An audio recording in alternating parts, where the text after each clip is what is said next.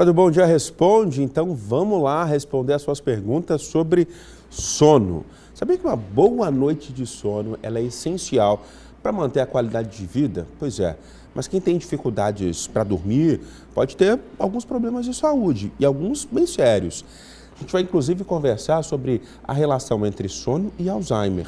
É por isso que a gente bate um papo com o médico neurologista Marcelo Cabral. Muito bom dia para o senhor, seja bem-vindo. Bom dia, mais uma vez é um prazer estar aqui novamente. Vamos tentar explicar primeiro para o pessoal de casa. Relação de sono com Alzheimer? Mas por que, doutor? Roger, o sono ele é o guardião da memória. Eu vou tentar exemplificar. As nossas memórias elas ficam como se fosse numa mesa. E durante a noite o sono é responsável por pegar cada memória daquela e guardar naquela gaveta específica, fica mais fácil de achar, ou então jogar fora aquela memória que não vai ser útil. Então, se você vai acumulando memórias, fica mais difícil de achar depois. E o sono também ele limpa a sujeira do cérebro. E o Alzheimer é uma doença que também é inflamatória. Então, se você deixa aquele cérebro sujo, a chance de você desenvolver um Alzheimer aumenta. Vamos explicar para o pessoal de casa também, doutor, o que é o Alzheimer? O Alzheimer é uma demência. Nem toda demência é Alzheimer, mas Alzheimer é a demência mais prevalente. Ela pode se manifestar de várias maneiras, mas a forma mais comum é a perda progressiva da memória. A pessoa vai progressivamente esquecendo coisas do dia a dia e começa com a memória mais recente. E isso tem mais incidência em pessoas de alguma faixa etária? Sim, o Alzheimer ele é mais incidente em pessoas acima de 55 anos, não que não possa acontecer abaixo disso. Quando acontece abaixo de 55 anos, a gente liga um alerta para o Alzheimer familiar e as pessoas com baixa escolaridade, elas estão mais sujeitas a desenvolver o Alzheimer. A baixa escolaridade é um grande fator de risco para o desenvolvimento do Alzheimer. Por que isso, doutora? Porque a pessoa não exercitou ali o seu intelecto? É justamente, quando a gente começa a estudar, a aprender novas línguas, a aprender novas habilidades, o nosso cérebro ele vai criando uma plasticidade maior. O que é isso? Ele vai criando novos atalhos, novos caminhos. É como se a gente fosse daqui para Paraíso, por exemplo, e no Alzheimer bloqueasse aquela estrada. Mas quem tem um estudo, quem estuda mais, quem faz novas atividades, consegue criar atalhos, mesmo que atalhos piores, para aquele caminho continuar sendo seguido. É como se a gente estivesse ali exercitando o nosso cérebro? Sim, o cérebro também faz ginástica. Cérebro é que nem músculo. Se a gente se não treina, ele atrofia. Olha aí, e isso serve de um alerta até mesmo para todo mundo, né? Porque quando você estava falando aí, eu falei, nossa gente, o que eu tenho aprendido de novo?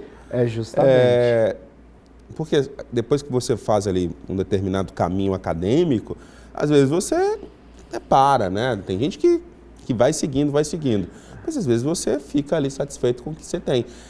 Mas aprender, então, é uma arma contra doenças? Justamente, é aprender coisas novas. Se você tem facilidade com língua, então não adianta muito você, vou aprender um novo idioma, então vou tentar fazer um curso de artesanato, vou tentar aprender um instrumento musical, eu vou tentar aprender uma dança, eu vou me desafiar. Quanto mais você se desafia, mais chance de ter um cérebro saudável. Lembrando que envelhecimento não significa perder memória. A gente tem um declínio da nossa performance, mas o idoso não significa que ele vai ser aquele idoso que vai ter uma demência. Isso não é saudável. Quando o senhor está falando, doutor, o senhor disse que fator de risco, baixa escolaridade, o senhor também falou sobre faixa etária. Existe a possibilidade de eu ter Alzheimer ainda antes dos 50 anos? Existe. O Alzheimer antes dos 55 anos, ele pode ser considerado, ele tem muita chance de ser um Alzheimer familiar. E nesse caso, a gente geralmente recomenda uma pesquisa um pouquinho mais aprofundada. A gente costuma fazer alguns testes genéticos a mais. A gente chama toda a família para ver como é que é o perfil, tenta ver qual que é o histórico familiar dessa pessoa.